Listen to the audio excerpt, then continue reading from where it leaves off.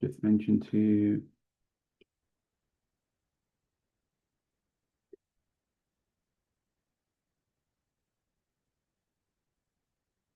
sorry about that. Right. So welcome to the local party support hustings for the LGBTIQA Greens. We have two of the candidates here for local party support with us today. We have Rosie and we have Hannah.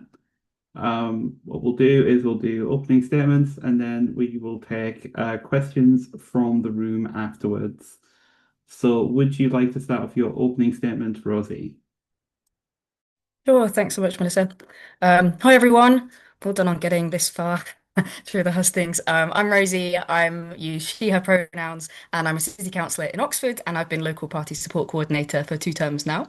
And I'm standing for re-election to continue that work to ensure the party takes advantage of the crucial moment that we are in when the climate crisis is becoming more urgent day by day, when the government panders to the far right, not only in its attacks on migrants and trans people, and when the Greens basically are offering the only transformative change our country and planet so desperately needs.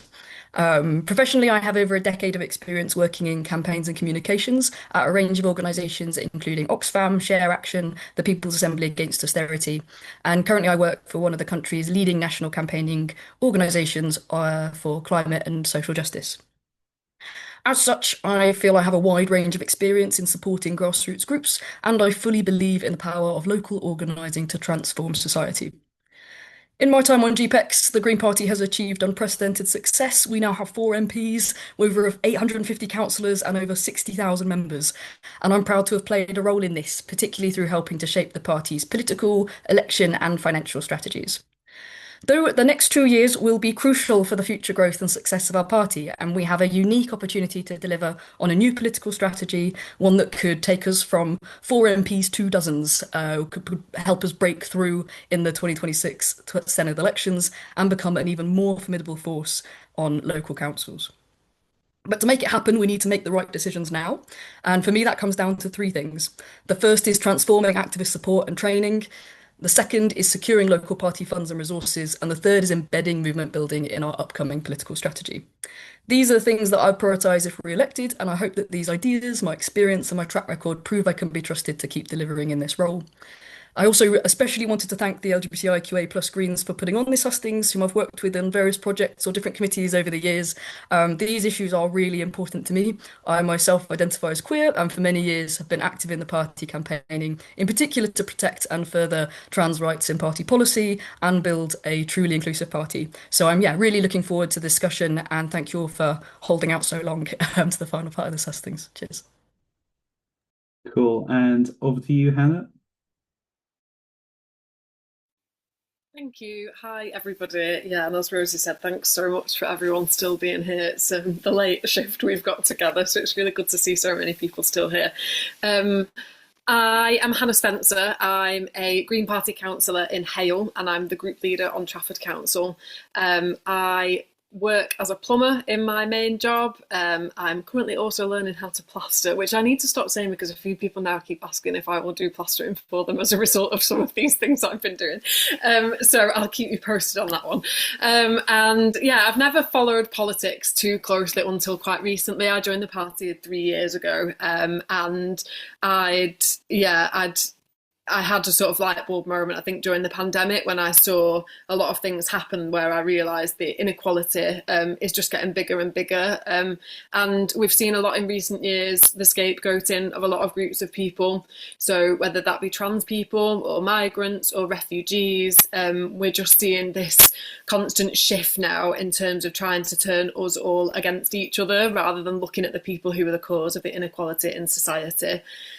My political work as a councillor also includes campaigning around gender-based violence, supporting people seeking asylum and challenging the racism that happens there, talking lots about things like bringing utilities back into public ownership, and about a better voting system and a fairer democracy, because I'm really conscious that so many groups in society are excluded from democracy as it is now, and it really often depends whether you grow up in a household that kind of teaches you about how important it is to vote. I think if that doesn't happen, you sometimes end up being excluded from the system.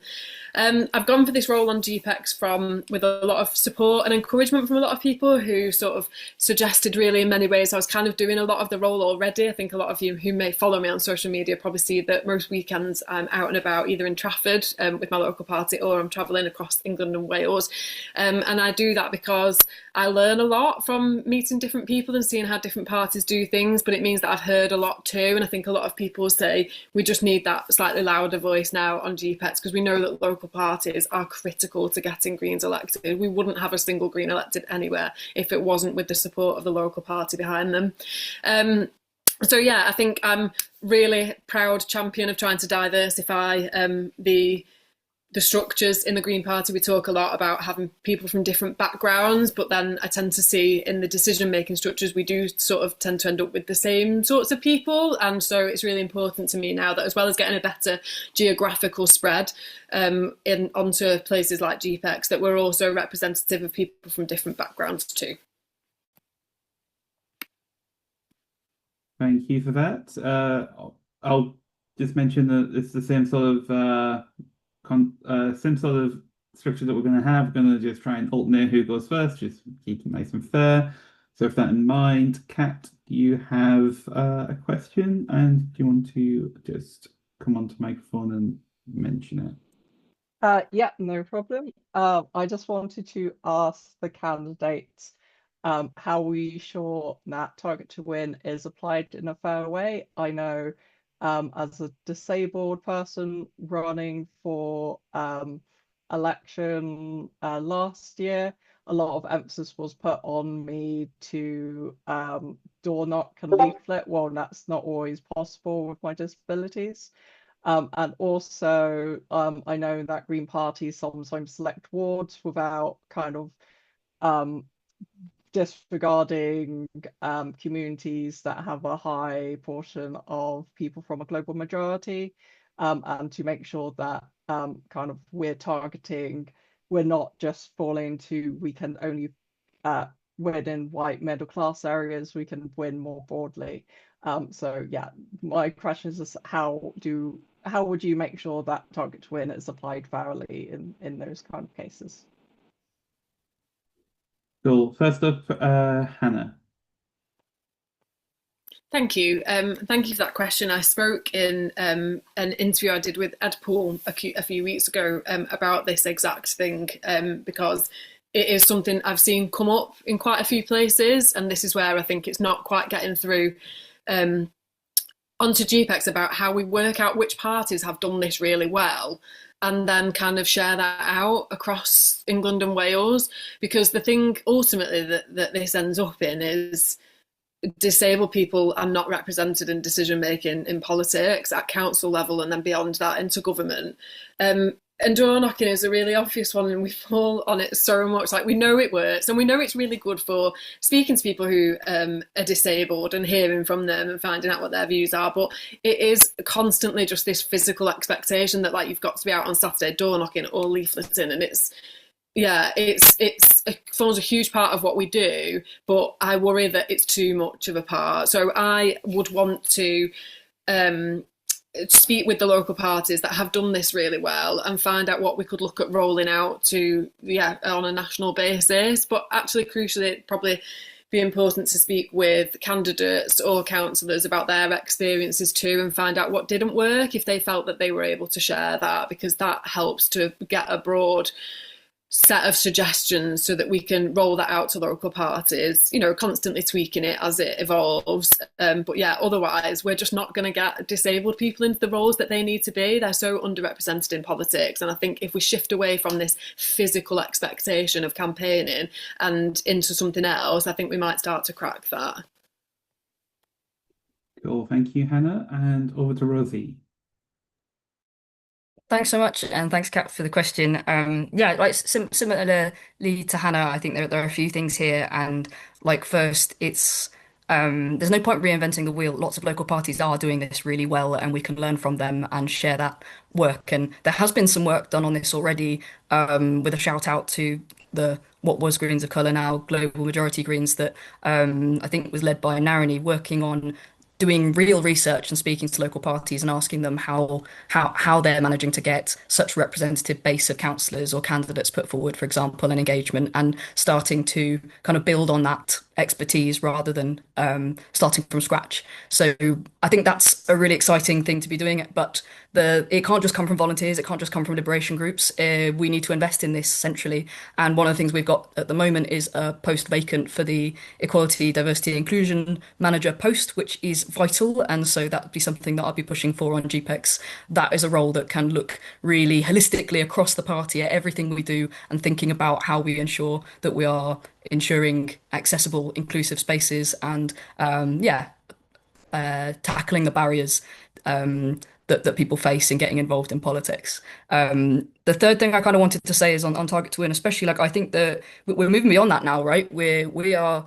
I think the main thing that we need to really focus on moving forward is movement building as a party. That's the one area that I think that we've struggled to deliver on, and that means mass recruitment of membership. That means mass mobilisation of members, and that is going to require a really strong understanding of what the constituencies are that we're trying to reach. How do we engage people who wouldn't usually be engaged in the Green Party?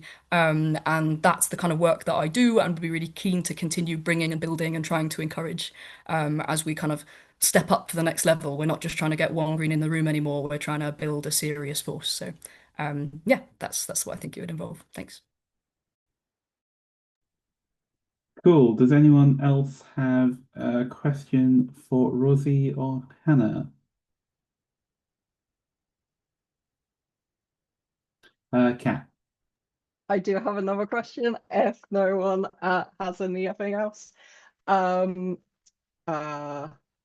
How will you ensure that kind of the local party at a local level parties support kind of trans people that are standing for local election?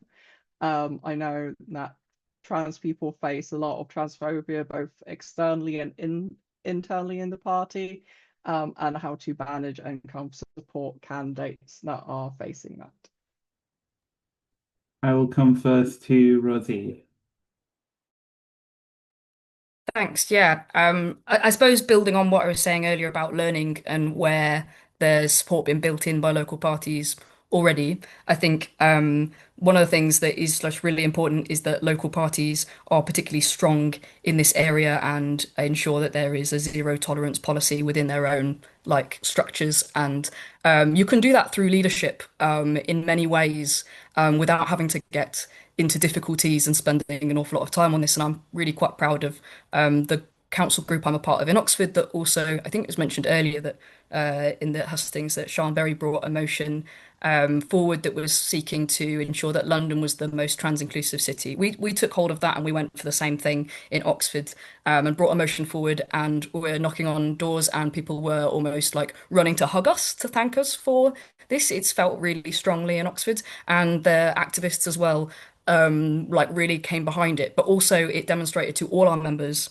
to all volunteers, exactly where we stand on this issue, that those people are welcome, that we will continue to force support. So I think that there's like the kind of public communications and strength that goes a really long way to ensuring people feel accepted and supported no matter what.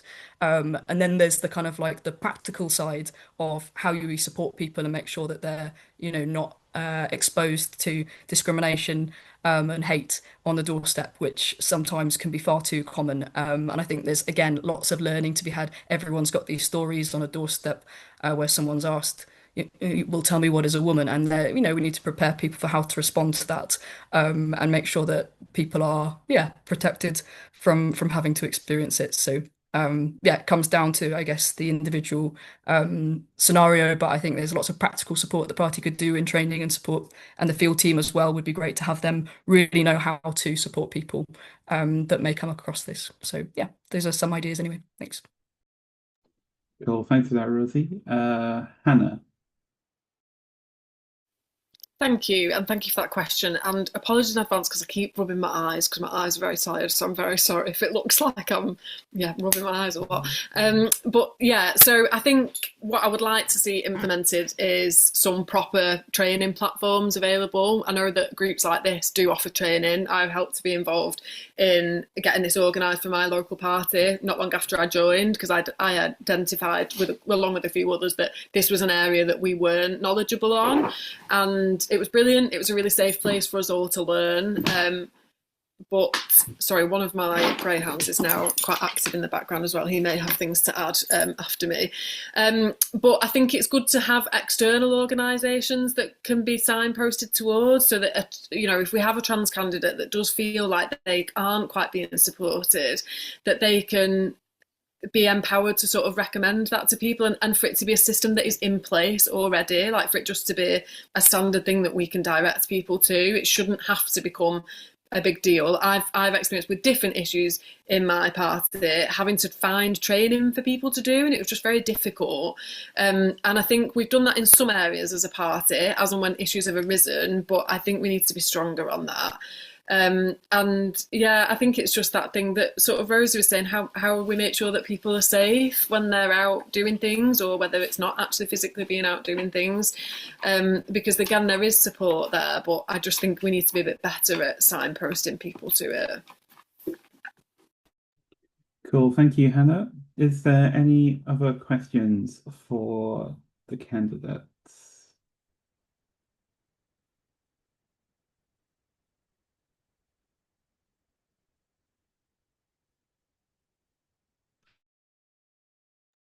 I shall take the awkward silence as an answer to my question.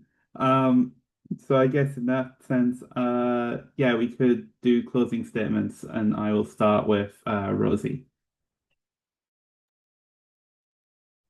Thank you all for coming and holding out. It's been a really great discussion, and I'm really grateful to have served now two terms on GPEx, and still to be so energized about our success as a party and where we can take things next. So for me, the energy, commitment, and political principles of our local party activists is what powers us. Supporting that movement and helping it to grow is essential, and that's what I'd be committed to do if I was re-elected.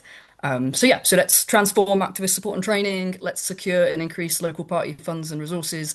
Let's build a powerful movement, that not only wins but drives change in our communities and beyond. I'm proud of my track record so far in this role. I believe I've proven my dedication to this party after 10 years of organising within it, including on LGBTIQA+ issues, and I'm ready to keep up that work as we face a critical upcoming 2 years for the Green Party. Thanks so much. Cool. And Hannah, your closing statement. Thank you. So I commit fully to challenging some of. I'm so sorry. It is noodle Zoom, as somebody pointed out in the chat. It is that time of the night.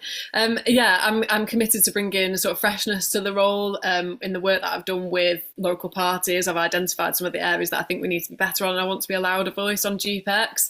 Crucially, I'm very happy to challenge things when I think things aren't right. In my job, I experience in my sector a huge amount of misogyny and sexism, and I see a lot of other issues in this industry that unfortunately I've just had to become very vocal about, and I'm quite confident doing that. It doesn't mean I enjoy it, but I do notice that sometimes there are things that you can deal with patience with people. Maybe they're ignorant about certain issues.